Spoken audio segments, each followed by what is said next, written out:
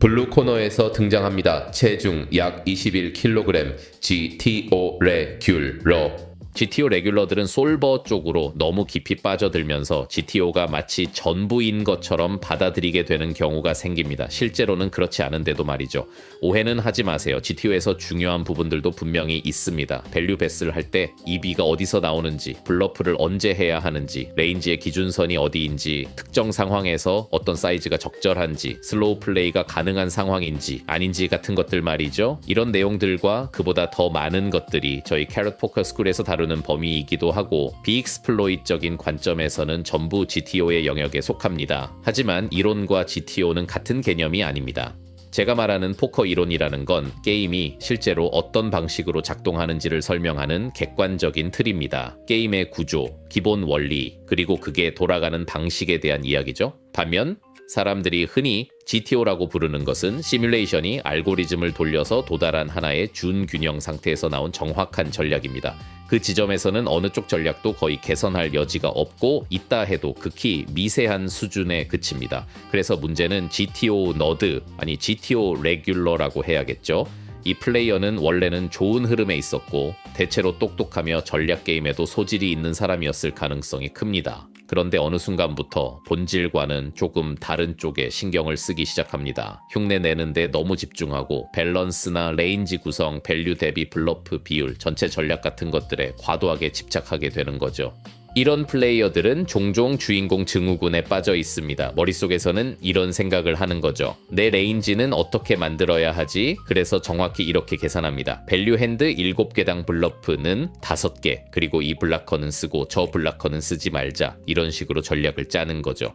마치 완벽한 비율만 맞추면 하늘에서 마법의 묘약이라도 떨어져서 다음 스테이크로 바로 올라갈 수 있을 것처럼요. 하지만 실제로는 그렇게 되지 않습니다. 승률을 결정하는 건 EB이고 EB는 포커 이론을 공부하면서 배울 수 있고 어느 정도는 GTO 솔루션을 통해서도 이해할 수 있습니다. 다만 후자에 대해서는 조심해야 합니다. GTO 솔루션 안에는 분명 좋은 것들의 핵심이 들어있습니다. 밸류 베팅의 기준선이 어디인지, 어떤 상황에서 어떤 사이즈가 합리적인지, 블러프가 필요한지 아닌지, 패스트 플레이 해야 하는지 아니면 슬로우 플레이 해도 되는지 같은 것들이죠. 하지만 동시에 그 안에는 균형을 유지하기 위해 들어간 노이즈도 많이 섞여 있습니다. 실제 게임에서는 굳이 맞출 필요도 없는 균형을 유지하기 위한 요소들이죠. 만약 어떤 전략이 다른 전략 하나에 의해 쉽게 깨진다면 애초에 그건 게임 이론적인 해답이 될 수 없습니다. GTO 시뮬레이션을 본다는 것의 핵심은 공략할 수 없는 전략을 전제로 플레이한다는 데 있습니다. 시뮬레이션의 정확도 범위 안에서는 상대가 할 수 있는 개선이 거의 없고 있다 해도 극히 미세한 수준에 그칩니다. 그런데 GTO 레귤러가 되면 EB와 직접적인 관련이 없는 것들, 그리고 실제 인간 상대를 상대로 한 EB로는 그대로 적용되기 어려운 부분들에까지 신경을 쓰는 쪽으로 너무 가버리게 됩니다.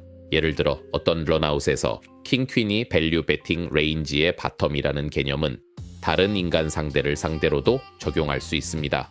이론적으로는 여기서 킹퀸 정도가 기준이라면 상대가 콜링 스테이션이거나 PC일 경우 킹잭까지, 심지어 킹9 수디까지도 밸류 베팅으로 내려갈 수 있겠죠. 반면에 사람을 상대로 플레이할 때, 특히 레크리에이셔널 플레이어를 상대로는 솔버가 턴에서 특정 콤보를 33% 빈도로만 블러프한다는 식의 정보는 그대로 적용하기 어렵습니다. 다만 그 블러프들이 브레이크 이븐 블러프라는 점은 적용할 수 있습니다. 즉 EB가 체크와 같다는 사실 자체는 의미가 있다는 거죠. 그래서 이 상대는 스테이션 성향이라 솔버가 폴드시키는 핸드들을 잘 접지 않을 것 같다 라고 판단할 수도 있고, 또는 이건 ABC 레귤러라 과하게 접을 가능성이 높다 라고 보고 그냥 블러프를 선택할 수도 있습니다. 하지만 그 핸드들을 어느 빈도로 블러프해야 하는지라는 부분은 실제 플레이에서는 그대로 적용할 수 있는 정보가 아닙니다. 상대가 언더폴드하는 상황이라면 브레이크 이븐, 블러프의 빈도를 조금 조정할 문제가 아니라 그냥 하지 않는 게 맞기 때문입니다. 왜냐하면 실제 게임에서는 그런 식으로 빈도를 조금씩만 조정할 만큼의 정보가 충분히 주어지는 경우가 거의 없기 때문입니다. 가위바위보를 한다고 생각해보세요. 어떤 판에서 상대가 바위만 낸다는 걸 알게 됐다고 해서 보의 빈도를 조금만 올리지는 않죠. 그냥 볼을 내서 바위를 이깁니다. 포커도 마찬가지입니다. 그래서 GTO 레귤러는 길을 좀 잘못 들었을 뿐이지 다시 돌아올 수는 있습니다. 사춘기에 한 번쯤 겪는 반항기 같은 거죠. 저도 10대 때 그 시기를 겪었고 솔직히 말하면 20대까지도 꽤 오래 갔습니다. 하지만 다시 바로잡을 수 있습니다. 삶도 다시 정리할 수 있고 포커도 마찬가지입니다. GTO라는 동굴에서 나와 빛을 보면 실제로 EB에 영향을 주는 것들이 보이기 시작합니다. 타이밍 텔을 보고 사람 대 사람, 풀 전체의 성향을 활용하고 뭐가 됐든 그런 것들이죠. 자, 넘어가겠습니다. 이제 2025년이라는 현대 포커 환경에서 점점 더 주목하게 될 5번째이자 마지막에서 2번째 레귤러 타입은 MDA 레귤러입니다. 매스 데이터 분석이죠. 예전에는 이게 좀 이상하고 탐탁지 않게 여겨지고 심지어 윤리적으로 애매한 영역처럼 취급돼서 아무도 대놓고 말하지 않던 분야였습니다. 물론 눈치 빠른 몇몇 사람들은 이미 하고 있었지만요. 그런데 요즘은 상황이 다릅니다. 캐럿 포커 스쿨의 그레이드 E 같은 MDA 강의도 수없이 많아졌죠. 데이터는 결국 데이터입니다. 풀마다 약간의 차이는 있긴 하지만 그 차이는 생각보다 크지 않습니다. 전반적으로 보면 레크리에이션 플레이어들은 어느 풀에서나 비슷하게 플레이합니다. 결국 사람은 다 비슷하니까요. 레귤러들 사이에는 어느 정도 메타 게임이 존재하고 그건 계속 변합니다. 다만 스테이크가 내려갈수록 그런 영향은 점점 약해지고 대신 데이터는 사이트나 스테이크를 막론하고 훨씬 더 균일하고 예측 가능해집니다. MDA 레귤러들은 바로 이 점을 강점으로 활용합니다. 상대가 누군지까지 알 필요는 없습니다. 대략적인 플레이어 타입만 파악하면 되죠. 물론 일부 예외적인 상대에게는 전략이 어긋날 수 있지만 메인 풀을 상대로는 대부분 맞아떨어진다는 걸 알고 있습니다. 게다가 그게 데이터로 뒷받침되다 보니 멘탈 게임도 굉장히 안정적인 편입니다. 특정 스팟에 들어가면 망설임 없이 클릭이 나옵니다. 여기 오버폴드 구간이네. 그럼 블러프. 이렇게 판단하고 익명풀이나 큰 풀에서 혹은 샘플이 거의 없는 상대를 상대로 그걸 계속 반복합니다. 그렇게 수익을 찍어내는 거죠. 그리고 제대로 된 MDA 레귤러라면 보통 이론적인 기본기도 어느 정도 갖추고 있습니다. MDA를 공유받는 환경에 들어가거나 그런 성격의 코스에 투자하려면 데이터 기반 전략의 가치를 이해해야 하고 실제 게임에서는 사람을 상대로 한 EB가 가장 중요하다는 것도 알고 있어야 하니까요.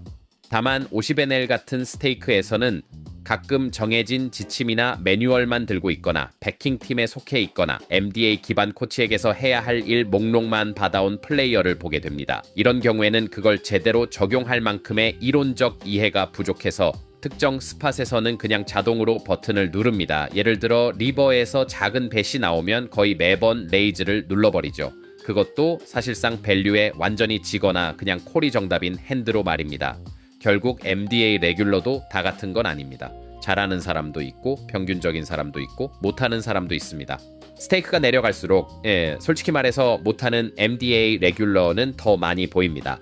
상대가 MDA 레귤러인지 어떻게 구분하느냐 이건 다음 영상에서 다룰 겁니다. 그리고 MDA 레귤러들 사이에서 꽤 공통적으로 쓰이는 그 전략들을 어떻게 카운터하느냐 이것도 곧바로 이야기할 거고요. 그러니까 구독해 두시고 영상 올라오면 놓치지 마세요. 2025년 포커에서 MDA 레귤러들을 상대하는 건 정말 중요한 주제입니다. 특히 100NL 이상을 치고 있다면 더더욱 그렇고요. 요즘은 정말 많습니다.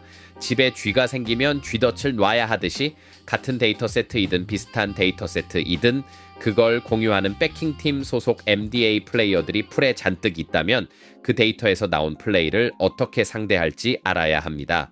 이건 분명히 다룰 겁니다. 만약 MDA 레귤러로서 이 영상을 보고 계시다면 솔직히 조금 긴장하셔도 됩니다. 캐럿 코너는 이미 다 알고 있으니까요. 그래도 축하는 드려야겠죠. 아마 지금은 꽤 잘 나가고 계실 테니까요. 다만 한 가지는 분명히 말씀드리고 싶습니다. MDA 레귤러에서 멈추지는 마세요. 지금 환경에서 MDA를 익히는 건 하룻밤 사이에 승률을 확 끌어올리는 가장 빠른 방법 중 하나인 건 맞습니다. 패턴을 배우면 어디서 블러프를 해도 되는지, 어디서는 절대 하면 안 되는지, 어디서는 콜다운 해야 하고 어디서는 접어야 하는지가 보이기 시작하죠. PC는 어떻게 상대해야 하는지, 앞에서 말한 ABC 레귤러들은 어떻게 털어야 하는지도 명확해집니다. 굉장히 강력한 무기인 건 맞습니다. 다만 아무 생각 없이 휘두르면 그건 무기가 아니라 그냥 습관이 됩니다. 그리고 스테이크가 올라갈수록 그 무기가 통하는 시간은 점점 짧아집니다. 상대들도 다 알고 있고 이미 카운터를 준비하고 있기 때문이죠. 특히 작은 풀이라면 더합니다. 한때는 압살하다가 어느 순간부터는 완전히 읽혀서 털릴 수도 있습니다. 다들 이미 당신이 무슨 카드를 들고 있는지 알고 있으니까요. 그러니까 제가 한 말은 적당히 걸러서 들으시되 요즘 포커에서 결국은 MDA 기반 접근을 어느 정도는 익히고 여기에 이론과 익스플로잇을 함께 섞는 방향이 가장 현실적인 선택이라는 건 부정하기 어렵습니다. 그리고 그 지점에서 등장하는 게 바로 궁극의 레귤러 캐럿맨입니다. 이렇게 훌륭한 궁극의 레귤러가 되는 방법은 세 가지 핵심을 함께 갖추는 겁니다. 첫째는 게임의 이론입니다. 포커의 뼈대와 구조, 실제로 게임이 어떻게 돌아가는지죠. EB가 객관적인 영역에서 어떻게 작동하는지, 데이터 관점에서는 어디가 오버폴드 구간인지, 언더폴드인지, 오버블러프인지, 언더블러프인지, 이론에서 크게 벗어나도 되는 지점은 어디고 아주 조심스럽게만 벗어나야 하는 지점은 어딘지, 그리고 EV를 극대화하기 위해 적용할 수 있는 패턴과 운용 방식들을 익히는 겁니다. 마지막은 훨씬 더 유동적인 사람 대 사람의 익스플로잇 영역입니다. 상대가 어떤 타입인지, 저 배팅 사이즈가 보통 무엇을 의미하는지, 저 액션이 어떤 플레이어에게서 나오는지, 이런 인게임 필드에서 이루어지는 익스플로잇 판단이죠. 타이밍 텔이나 반응 같은 것들, 실시간으로 사람이 사람을 상대하면서 벌어지는 영역이라고 보면 됩니다. 여기서 감각이 얼마나 예리한지, 판단이 얼마나 빠른지도 분명히 중요합니다. 하지만 이 세 가지를 함께 굴리는 건 정말 어렵습니다. 각각을 따로 잘하는 것도 쉽지 않은데 그걸 어떻게 엮어야 하나의 완성된 플레이가 되는지까지 이해해야 하니까요. 그리고 세 가지의 비율을 어느 정도 맞췄다고 해도 거기서 멈추는 건 아닙니다. 셋 다 언제든 더 나아질 수 있으니까요. 가끔은 이론이든 데이터 쪽이든 아니면 인게임 감각이나 익스플로잇 쪽이든 그중 하나를 조금 더 보태는 순간 전체 균형이 잠시 깨질 때도 있습니다. 그러면 한 가지에 과하게 집중하게 되고 다시 기준을 맞추는 과정이 필요해지죠. 포커는 늘 그런 게임입니다. 세 걸음 나아가고 두 걸음 물러나는 흐름의 반복이죠. 오래 해본 분들이라면 이게 무슨 말인지 바로 아실 겁니다. 게임을 배우는 데서 핵심은 대충이 아니라 제대로 하는 겁니다. 포커는 쉬운 게임이 아니니까요. 충분한 시간을 들여 공부하고 핸들을 복귀하고 다른 플레이어들과 이야기하고 올바른 포커 교육을 받아야 합니다. 그냥 와서 몇 판 치고는 이 세 가지를 다 잘하게 되길 기대하면 안 됩니다. 그걸 한꺼번에 제대로 써먹을 만큼의 기준점이 아직 맞춰지지 않았을 테니까요. 하지만 결국 제가 하고 싶은 메시지는 이겁니다. 여러분은 뭐든 할 줄 아는 올라운더, 이른바 하이브리드 레귤러를 목표로 해야 합니다. 그걸 제대로 해내려면 이 세 가지 중 어느 하나에도 과하게 의존하면 안 됩니다. 감각이나 직감, 인게임 느낌만으로 가는 플레이어가 되지는 마세요. 거기까지는 갈 수 있지만 거기서 멈춥니다. 그렇다고 GTO 동굴 속에 들어가서 이론에만 파묻히는 것도 답은 아닙니다. 이론은 분명히 깊이 파셔야 합니다. 다만 EV가 궁극적인 기준이라는 걸 놓치지 않는 건강한 방식으로요. 그리고 대규모 데이터 기반 접근을 활용하고 있다면 그게 전부를 결정하는 유일한 기준은 아니라는 점도 기억하셔야 합니다. 어디까지 크게 벗어나도 되는지, 어디서는 아주 조심해야 하는지 그 편차의 크기를 이해하고 있어야 합니다. 게임 이론을 알아야 하고 게임이 어떻게 돌아가는지도 이해해야 합니다. 동시에 테이블에서 나오는 작은 신호들을 놓치지 않을 만큼 예리해야 하고 그걸 보고 판단을 바꿀 수 있을 만큼 결정도 빨라야 합니다.